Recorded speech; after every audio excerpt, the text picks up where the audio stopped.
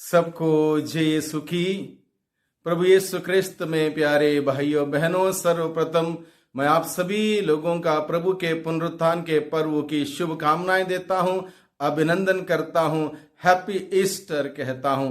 प्रभु की आशीष, प्रभु की बरकत, प्रभु की कृपा और अनुग्रह हम सबों को निरंतर मिलता रहे। विश्वास में हम सभी मजबूत होते जाएं, प्रभु के नजदीक जाएं, प्रभु से जीवन पाएं और उस जीवन को बहुतायत से हम सभी हर दिन जीते हुए प्रभु की महिमा करें। दुनिया के इतिहास में सिर्फ और सिर्फ एकमात्र कब्र पर भारी पत्थर लुढ़काकर रख दिया था और वह कब्र थी प्रभु यीशु की। हालेलुया। दुनिया के इतिहास में केवल एकमात्र कब्र पर रखवाली के लिए पहरेदार रखे थे और वह कब्र थी प्रभु यीशु की। हालेलुया।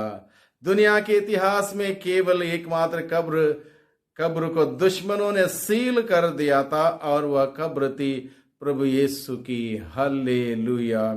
दुनिया के इतिहास में केवल एकमात्र व्यक्ति जो मरने के बाद तीसरे दिन कब्र में से बाहर आए, जिंदा बाहर आए, जी उठा मृतकों में से, और वह है प्रभु यीशु मसीह। हालेलुया। जिसने मृत्यु को हराया वह है प्रभु यीशु। जिसने शैतान को हराया वह है प्रभु यीशु।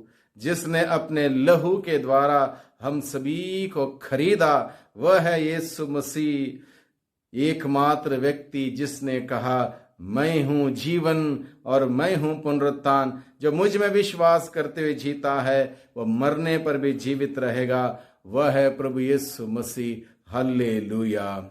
तो वो कौन है? कौन है? वह है प्रभु यीशु मसीह। वो राजाओं का राजा है, बादशाहों का बादशाह है, दुनिया का बादशाह है। यीशु है उसका नाम, तो उसका हम लोग जय जयकार करें। वो पानी पर चलता है, भीड़ को खिलाता और शैतान भी उसके नाम से डरता है। वो है प्रभु यीशु मसीह। क्रूस को उठाया है, मौत को हराया है और अपने अनुग्रह से उसका हमने उद्धार पाया है। वह है प्रभु यीशु मसीह। इसलिए प्रभु यीशु मसीह के पुनरुत्थान के इस पर्व को हम लोग बड़े हर्ष और उल्लास के साथ, आनंद खुशी के साथ, प्यार मोहब्बत के साथ एक दूसरे को शांति क्षमा का संदेश देते हुए हम सभी मनाएं। क्या सबूत है प्रभु यीशु मसीह का जिंदा होने का? बहुत सारे सबूत पवित्र ग्रंथ में दिए गए हैं। सबसे पहला सबूत है कुरिन्थियों का पहला पत्र अध्याय 15 पद संख्या 20 में संत पौलुस उत्तर देते हैं, मसीह सचमुच मृतकों में से जी उठा है। वह बहुत सारे लोगों को दिखाई दिए हैं और हम लोग पढ़ते हैं यूहन्ना का सुसमाचार अध्याय 20 पद संख्या 17 में मरियम मगदलेना को सबसे पहले दिखाई दिए। मत्ती का सुसमाचार अध्याय 28 पद संख्या 9 में हम पढ़ते हैं स्त्रियों को प्रभु ने, जीवित प्रभु ने दर्शन दिया। मार्कुस के सुसमाचार अध्याय 16 पद संख्या 7, लूकास का सुसमाचार अध्याय 24 पद संख्या 34, यूहन्ना का सुसमाचार अध्याय 21 पद संख्या 15 में पेतरुस को दिखाई दिए। लूकास का सुसमाचार अध्याय 24 पद संख्या 15 और 16 में एमाउस के मार्ग पर शिष्यों को दिखाई दिए, प्रकट हुए। लूकास के सुसमाचार अध्याय 24 पद संख्या 33 से 36 का प्रसंग हम लोग देखते हैं 11 शिष्यों पर प्रभु प्रकट हुए। यूहन्ना का सुसमाचार अध्याय 20 पद संख्या 25 से 28 के प्रसंग में हम देखते हैं शिष्यों को प्रभु दिखाई दिए, जिसमें थॉमस भी था। यूहन्ना के सुसमाचार अध्याय 21 पद संख्या 11 में तिबेरियस के झील के किनारे नाश्ता करते हुए प्रभु प्रकट हुए। मत्ती के सुसमाचार अध्याय 28 पद संख्या 16 में पर्वत प्रवचन पर 11 शिष्यों को दिखाई दिए। कुरिन्थियों का पहला पत्र अध्याय 5 अध्याय 15 पद संख्या 6 में 500 से अधिक भाइयों को दिखाई दिए। लूकास के सुसमाचार अध्याय 24 पद संख्या 36 से 51 के प्रसंग में बेथानिया में 11 शिष्यों को दिखाई दिए जब उनका स्वर्ग ग्रहण हुआ था। इस प्रकार से बहुत सारे सबूत हैं प्रभु यीशु मसीह मृतकों में से जी उठने के बाद दिखाई दिए और आज भी प्रभु यीशु मसीह हमारे बीच में जीवित हैं। हम सभी लोग इस बात को व्यक्तिगत जीवन में अनुभव करते हैं, हर दिन अनुभव करते हैं। उस जिंदा खुदा को, जिंदा ईश्वर को महसूस करते हैं, हमारे जीवन में कार्य करते हुए हम सभी अनुभव करते हैं। सबसे बड़ा प्रमाण बाइबल बताता है कब्र खाली।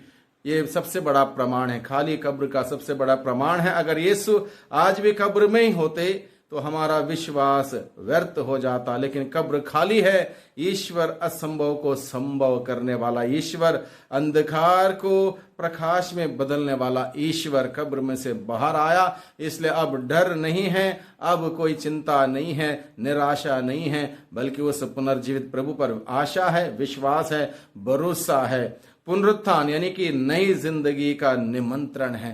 पुनरुत्थान का जीवन नई जिंदगी का निमंत्रण है। यीशु का पुनरुत्थान केवल उनके लिए नहीं था, बल्कि हम सब के लिए है। इसका अर्थ है पुरानी जिंदगी समाप्त और एक नया जीवन शुरू। पाप की जंजीरें टूट गई प्रभु यीशु मसीह के उस पुनरुत्थान के द्वारा। हमारा जीवन आज के दिन में प्रभु के पुनरुत्थान पर टिका हुआ है, निर्भर है। हमारे आशा विश्वास उसी पर आधारित है। अगर मान लो प्रभु यीशु मसीह जिंदा नहीं होते, प्रभु का पुनरुत्थान नहीं होता, प्रभु भी अन्य सभी लोगों के भांति कब्र में ही होते, तो क्या होता? वही बात होती जो पुराने विधान में हुआ करती थी, आंख के बदले आंख, दांत के बदले दांत।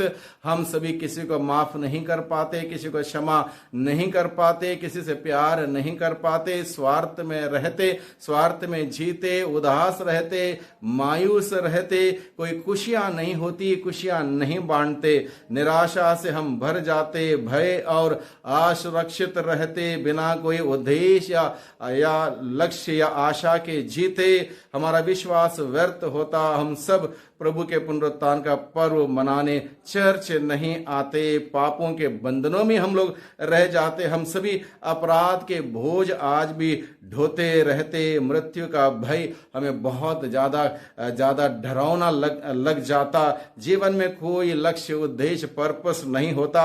जीवन केवल संघर्ष और निराशा से भरा हुआ होता। नई शुरुआत की कोई उम्मीद कभी नहीं होती, किसी से प्रेम क्षमा से नहीं जी पाते, और इस प्रकार से बदले के लिए हम बदला वापस करते, किसी को भी माफ नहीं कर पाते, ऐसे जिंदगी हम जीते। लेकिन प्रभु ने हम सबों को अपने पुनरुत्थान के द्वारा नया जीवन दिया है। प्रभु का जीवन, शांति का, क्षमा का जीवन, पुनर्जीवित प्रभु का विशेष आशीष है। तुम्हें शांति मिले, वही शांति हम सबों को मिले, वही शांति से प्यार मोहब्बत से हम जिए। हम सभी जीवित प्रभु के गवाही हैं, एक दूसरे को जीवन देने वाले कार्य बने। हमारे सोच विचार बोल चाल बातें लोगों को जीवन देने वाले बने। प्रभु का पुनरुत्थान का पर्व हम मनाएं, आनंद मनाएं, प्रभु में हम आनंद मनाएं, संत पौलुस कहता है। इसलिए प्रभु के आशीष बरकत मांगते हुए मैं आप सबों को पुनः प्रभु के पुनरुत्थान के पर्व की शुभकामनाएं देता हूं।